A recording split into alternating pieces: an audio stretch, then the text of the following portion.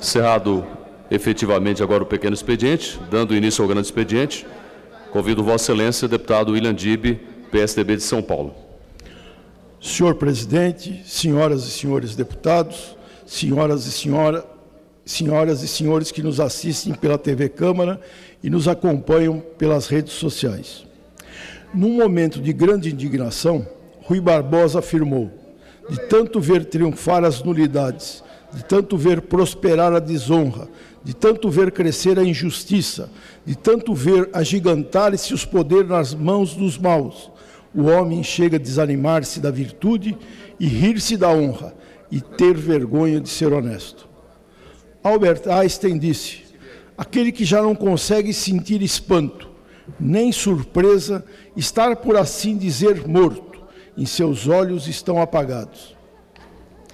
Nessa linha, afirmo que não estamos mortos, pois enquanto houver o sentimento de indignação, mantém-se a chama da inquietude que nos leva às mudanças e a democracia participativa com a tão almejada melhoria na qualidade de vida do povo em busca de um Estado democrático de direito e republicano. Como deputado, exercendo o mandato delegado pelo povo paulista, desejo manifestar minha indignação com a situação do Brasil real. O direito de ficar indignado é a força que impulsiona o povo para as grandes mudanças, pois somente quem tem esperança e almeja uma situação melhor demonstra essa indignação. Há tempos constato com pesar, evidentemente, a facilidade com que partidos e políticos foram assimilando as práticas e as maneiras mais baixas de fazer política no nosso país. Essa tendência, apoiada no sentimento de impunidade, e também é usual em nosso país, tem se exacerbado no exercício do poder. Com o aumento do sentimento de impunidade, reduz a nossa capacidade de indignação. Vemos com perplexidade a falta de indignação pelos atos de corrupção que são denunciados com mais e maior frequência. Temos a sensação de anestesia geral da população frente à impunidade e aos desvios éticos e morais na política brasileira. Assistimos a fatos comuns, como assassinatos em cruzamentos, que já causaram indignação nacional e hoje são fatos corriqueiros no nosso cotidiano metropolitano, que não mais provocam nem a mídia, nem indignação na nossa sociedade. Nesse quadro, me alia ao pensamento de Daniel Ben-Said, professor de filosofia da Universidade de Paris, no seu livro Os Irredutíveis, Teoremas da Resistência para o Tempo Presente, que nos introduz 5 provocativos teoremas, resistindo e se opondo à ideia conformada e conformista de que o mundo estaria caminhando rumo a uma inelutável catástrofe. Nesse sentido, seus teoremas de resistência para o tempo presente contribuem para difundir toda a força e a atualidade de um pensador inquietante. Os 5 teoremas são articulados em torno de uma questão fundamental. Deve o futuro se reduzir a uma repetição informal da ordem existente? Pois é contra o aniquilamento dos horizontes da esperança que a voz de Ben-Said se insurge, pondo à prova a força irredutível da indignação. Em meio às incertezas do mundo contemporâneo, decorrentes do esgotamento de paradigmas, do fim das certezas absolutas, Ben-Said reconhece como certo o fato de o mundo ter se tornado mais desigualitário e mais violento. Porém, as portas do futuro estão de novo entreabertas e é preciso enfrentar os desafios do novo século. Contra o mar medonho da ação sem objetivo, a desesperança e o cinismo dos vencedores, o intelectual desfere seu prognóstico alentador e enfatiza ao longo do seu livro a irredutibilidade da política, a ética e a estética. A política é o único instrumento de transformação da sociedade para melhor ou para pior. A política feita com moral e ética na procura do bem comum, com certeza produzirá uma sociedade mais justa e igualitária. Ben-Said constrói seus argumentos de maneira sinuosa, reafirmando que em nossa contemporaneidade o consenso triunfa sobre o conflito. Para além da modernidade e da pós-modernidade, resta a força irredutível da indignação, que é exatamente o contrário do hábito e da resignação. Com essas palavras, Bensai arremeta suas reflexões, não sem antes propor a invenção de um mundo que não seja mais uma mercadoria. A voz do intelectual emerge em uma plena contemporaneidade do Homo resignatus, para denunciar a apatia dos discursos da resistência, atentar para os riscos de um presente sem futuro e para os perigos da imobilização da história na eternidade mercantil. Irredutível a soberba indiferença e tantos acomodamentos e a tantas renúncias consentidas. Bensai nos convoca a assumir uma dupla responsabilidade, a transmissão de uma tradição ameaçada de conformismo e a invenção audaciosa de um futuro incerto. Vamos ao nosso Brasil real. Nas últimas décadas, as condições de vida da população brasileira melhoraram. Segundo o censo de 2010 divulgado pelo IBGE, que revelou um país com mais renda, menos analfabetismo, maior acesso a serviços como água e energia elétrica. Mas os avanços não significam que atingimos um nível de desenvolvimento satisfatório, apesar de todo o esforço da propaganda oficial em nos convencer disso. Do ponto de vista da qualidade de vida nos nossos 190 milhões de cidadãos, o Brasil ainda é muito pobre, desigual e não oferece a seus habitantes condições mínimas de saúde e educação. Os avanços na última década foram lentos e insuficientes. Os números do censo mostram que 60,7% dos brasileiros vivem em domicílios onde a renda familiar per capita não ultrapassa um salário mínimo. Existem mais de 34 milhões de famílias no país nessas condições. Mais grave ainda, para 9% da população, a renda familiar per capita é inferior a 1/4 do mínimo. No limite extremo da pobreza, somam 4,3% os domicílios nos quais nenhum ocupante possui qualquer tipo de remuneração. Nem mesmo a oriunda de transferências governamentais como o Bolsa Família. Além da enorme massa de pobreza, a desigualdade regional ainda impera. Entre as famílias nordestinas, mais de 80% têm renda per capita domiciliar inferior a um salário mínimo. No norte, o percentual também é alto, 75%. A região proporcionalmente menos pobre do país é o sul, com 47,7% das famílias sobrevivendo com menos de um salário por indivíduo.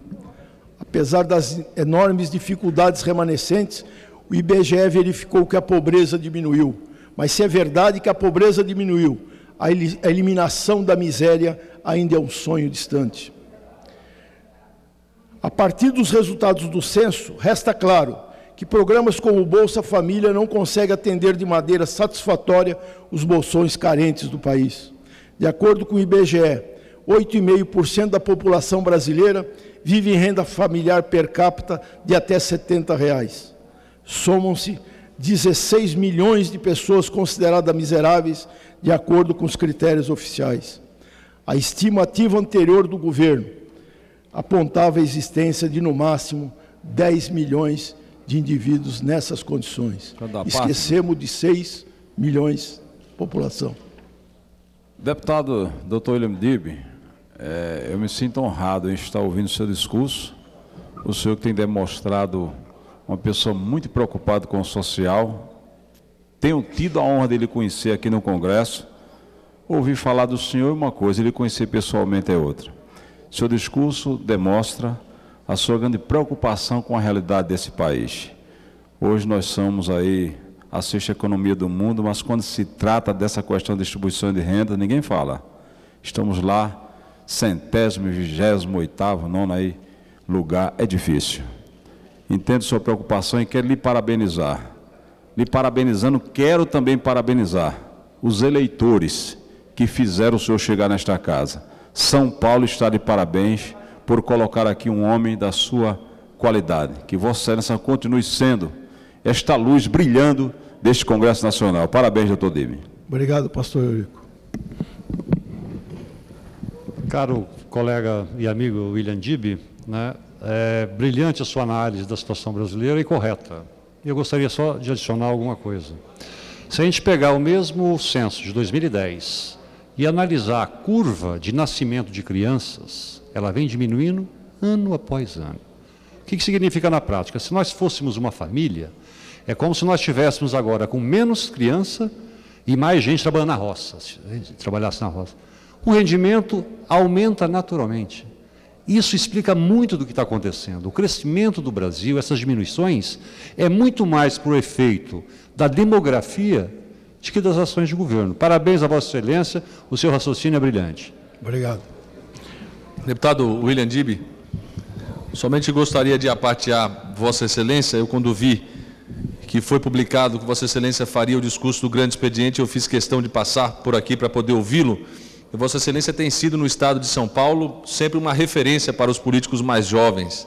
Sempre aqueles que vêm no afã de poder acertar na vida pública, têm buscado, no seu exemplo, a referência para poder, assim, seguir. Então, eu quero daqui manifestar a minha admiração pelo trabalho de Vossa Excelência, quero manifestar a satisfação que pude, no período em que Vossa Excelência foi prefeito de São Bernardo do Campo, de poder visitar a cidade de São Bernardo e entender exatamente por que Vossa Excelência é uma referência política em todo o nosso país. Então, não gostaria de acrescentar nada ao seu discurso, porque percebo que terá uma qualidade para poder avaliar realmente a situação do Brasil real, e a sua fala, como de absoluta credibilidade, vai poder dar aos brasileiros que acompanham este programa, acompanham pela TV Câmara o seu discurso, a exata noção do que é a vida de um cidadão que entende do Brasil. Parabéns, deputado William Dib, pela sua fala. Deputado William Dib, é um prazer estar aqui ouvindo e compartilhando essas reflexões que a partir da sua experiência, Vossa Excelência traz aqui ao nosso plenário, e dizer que fiquei tocado, que o combustível da esperança muitas vezes é a indignação, que a indignação não se transforme em ceticismo, desesperança. É preciso achar forças e energias a partir desse sentimento generalizado que a gente percebe na opinião pública de indignação, para daí tirar a esperança, e mais que a esperança, a ação transformadora, que foi o que, quando prefeito em São Bernardo, William Dib fez, mostrando que não basta ter indignação, não basta ter esperança, mas é preciso ter capacidade de ação transformadora, de realização, para que o país seja cada vez melhor. Então, parabéns pelo seu pronunciamento. A bancada do PSDB nutre uma enorme admiração pelo seu passado, pelo seu exemplo e pela sua atuação firme aqui na Câmara. Obrigado, deputado Marcos. Deputado William Dib, muito oportuno o pronunciamento de Vossa Excelência, inclusive porque essa casa precisa se dedicar mais a discussões das questões econômicas. O que se avizinha, evidentemente, não é nenhuma marolinha, como disse irresponsavelmente o presidente Lula lá atrás. Nós vamos ter problemas graves e que serão ainda mais agravados com um governo que não demonstra competência para enfrentar e solucioná-los. Está batendo cabeça.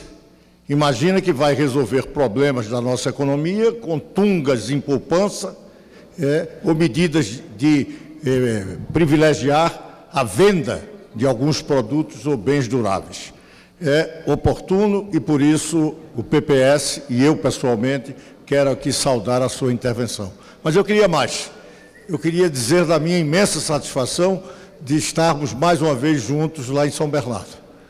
Eu me lembro de um café da manhã num hotel da cidade de São Bernardo, como presidente nacional do PPS, lhe levando o apoio do nosso partido à sua campanha vitoriosa à Prefeitura de São Bernardo.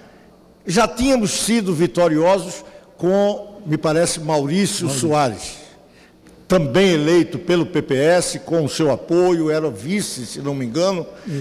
Eu quero dizer que vou voltar a São Bernardo, porque às vezes que eu fui, a gente ganhou a eleição. E quero dizer que, junto com você e com o companheiro Alex Manete, vamos ser vitoriosos novamente em São Bernardo, para o bem de São Bernardo e de São Paulo. Talvez, com discursos como o seu, também ajudando para o bem do Brasil. Muito obrigado, deputado Roberto Freire. Estaremos juntos, com certeza. O censo 2010 também mostrou que políticas que ajudam a combater a miséria, como as de saneamento, ainda estão longe de alcançar a eficiência desejada. Em 2000, 47% dos domicílios brasileiros estavam ligados à rede de esgoto. 10 anos depois, não passava de 55%. Equivale a dizer que 25,5 milhões de residências, quase 100 milhões de habitantes,